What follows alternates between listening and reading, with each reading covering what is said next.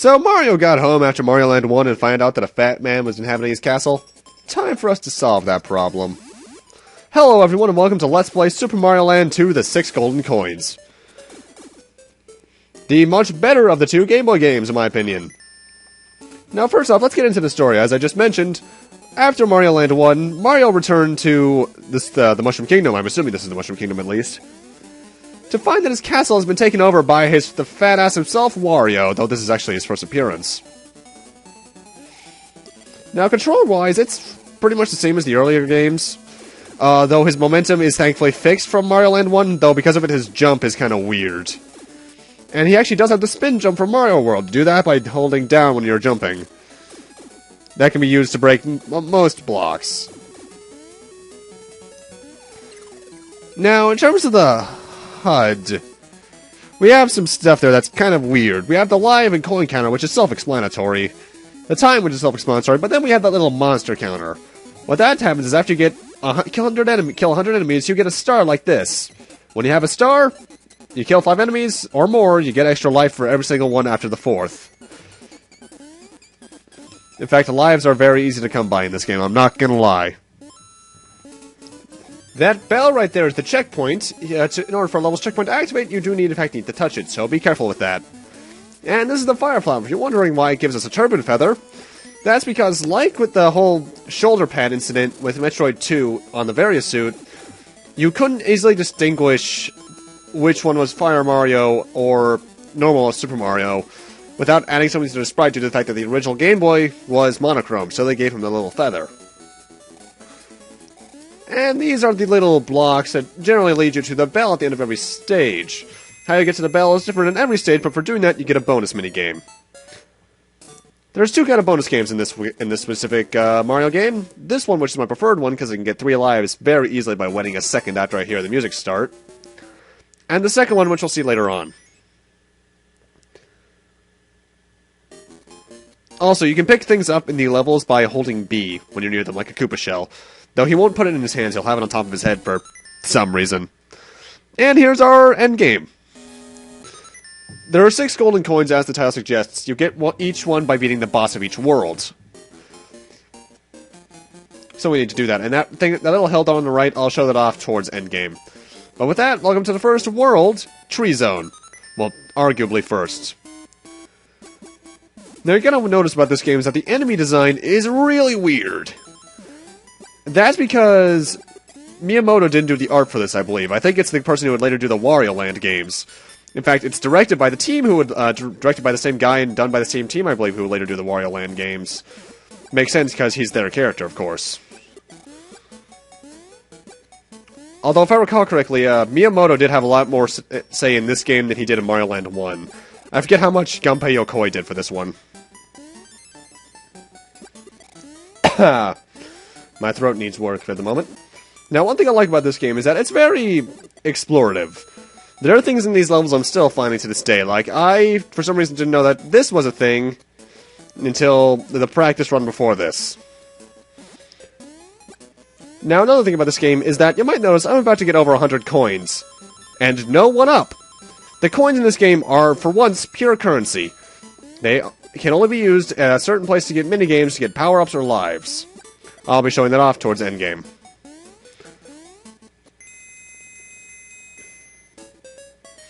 And if I recall correctly, this is the second minigame.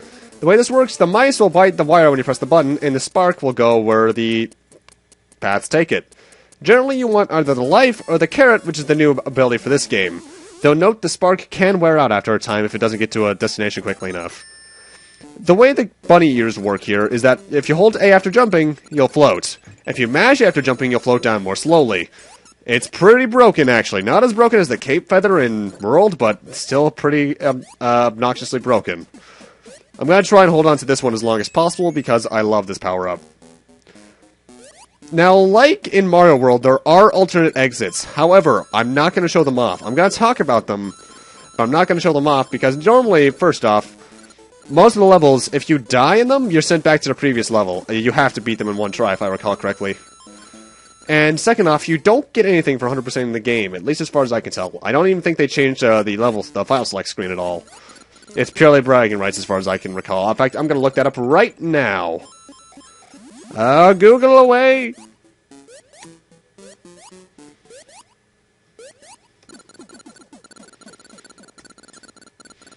Now, the goo here, the way this works is that it's kind of like water, except you only have to press the jump button once, and you'll rise as long as you're holding the button.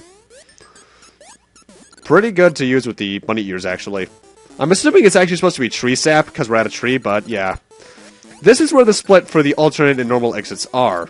Pull it up here with the bunny ears, and you get the alternate exit, which leads to a level that gives you a lot of lives.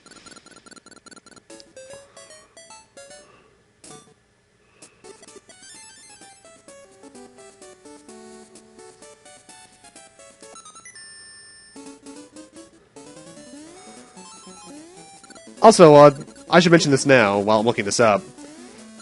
This is also a bit of a test game for me. Normally, when I render my videos, I do it in WMV format. However, for this game for now, I'm actually doing it in MP4. This is purely as a test. I want to know how you guys think it looks. And I'd like to know any kind of problems it has, visually or audio-wise. Because, while I like WMV, I've heard a lot of good things about MP4 and I want to try it out. So let me know what you think about that in the comments below, please. Now there is a storyline explanation in the instruction booklet, but I don't think I'm going to get into that until next part.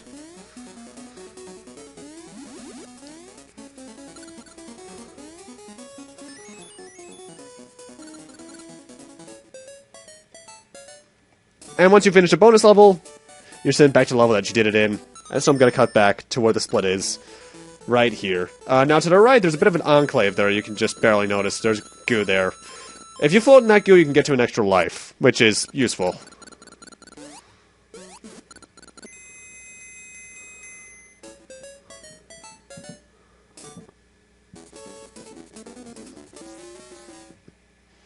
You're going to want to try and get as many lives as you can. Though, like I mentioned earlier, there are plenty of them. It's just good to have them.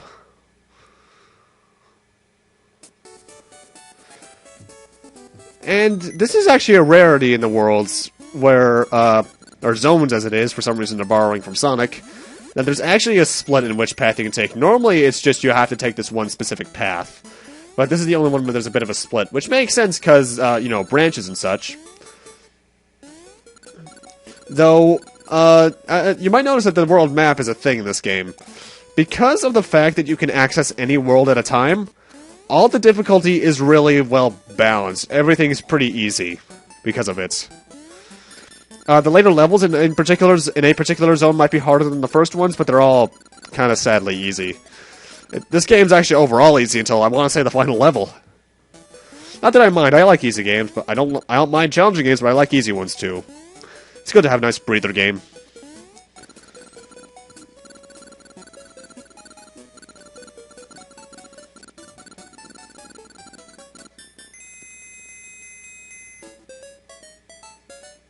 You're going to get a lot of bonus games in this, I'm going to tell you that for a fact.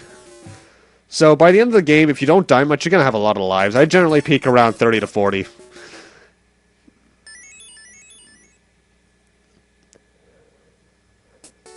Now, I have access to the boss level now, but I actually want to go back here because the way I'm doing this run is, like I said earlier, I'm not showing off all the bonus exits.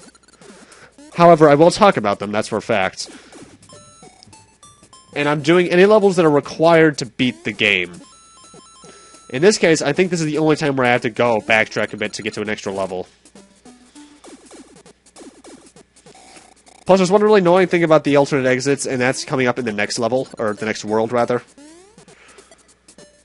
I suppose if I'm going by the whole zone thing from Sonic, these are acts.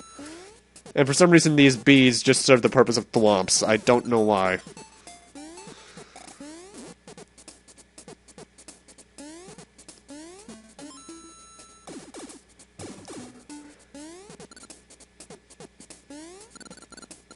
For some reason, this level reminds me of Donkey Kong Country 2, and I don't know what... Well, actually, I do, kind of, because there's B levels in that game. Not that I really like them. Then again, I think I've stated this before, but I'm not a big fan of the Donkey Kong Country series for some reason. Not that I didn't play them as a kid, no, I played the first one a lot as a kid. It's just that I never really got the big, oh my god, these are the best games ever thing. They're decent, but they're just not my kind of game.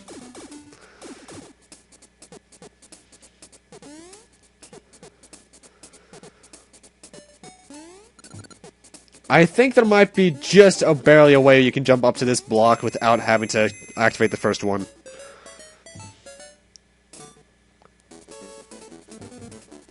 Now, the big problem with this minigame here is that you can get the mushroom. And normally that's not a bad thing in games. You get a mushroom in the Mario series. You get a mushroom in the later ones, you'll just get the points that it gives. But notice that this game, first off, doesn't have a score for some reason. But in this game in particular, if you have a power-up like the Fire Flower or the Bunny Ears, if you get a mushroom, you're sent right back to Super Mario, which I hate. That's so stupid. I'm just going to blame the fact it's a Game Boy game for that programming thing, but still. Although it is notable that you take 2 hits to die from any power-up, aside from the mushroom, obviously.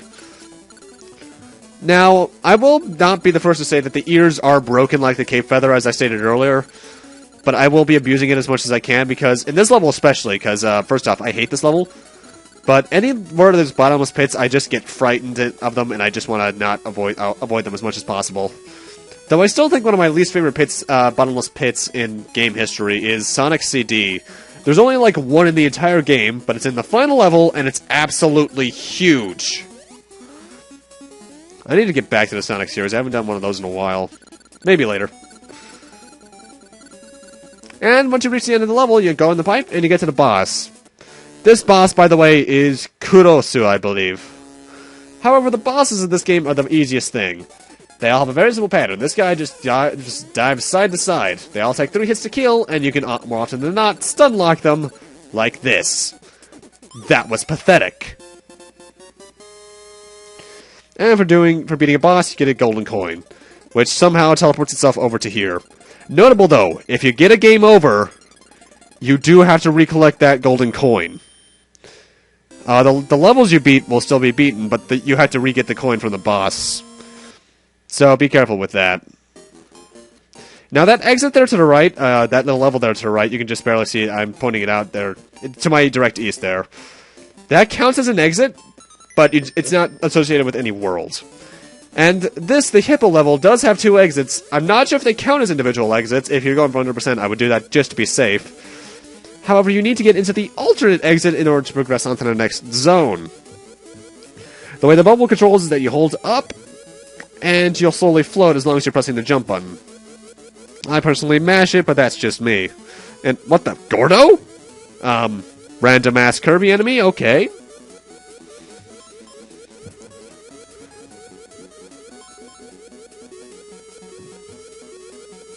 The one thing I can say about this level in particular is that the bubble will disappear if you touch the water that's at the bottom of the level. Because this is technically a water level, it's just that I'm avoiding any water. It's very similar to Emerald Hill not Emerald Hill, oh shit, what was it called? Aquatic Ruin? It's been a while since I played too. The water zone, you can skip all the water in if you're good.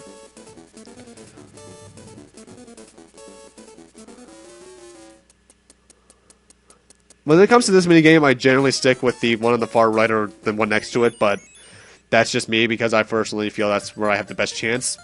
And welcome to Space Zone. Space Zone 1 here has one of the other alternate exits.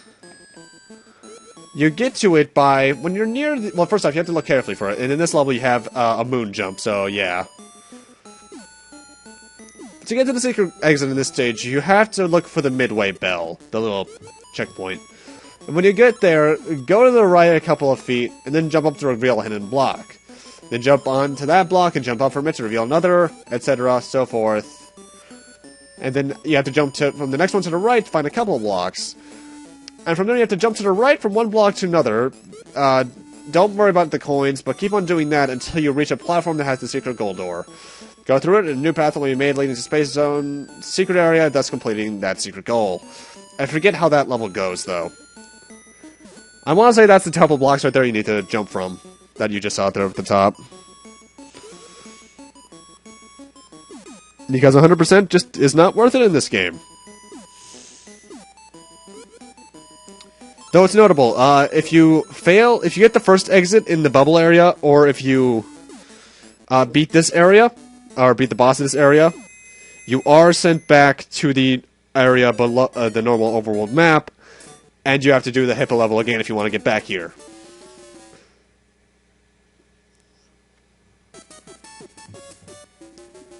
I love that jingle, by the way. But with that, I'm going to need to end this off here. Thank you guys for watching, and in part 2, we'll be checking out the boss's space area. See you guys then.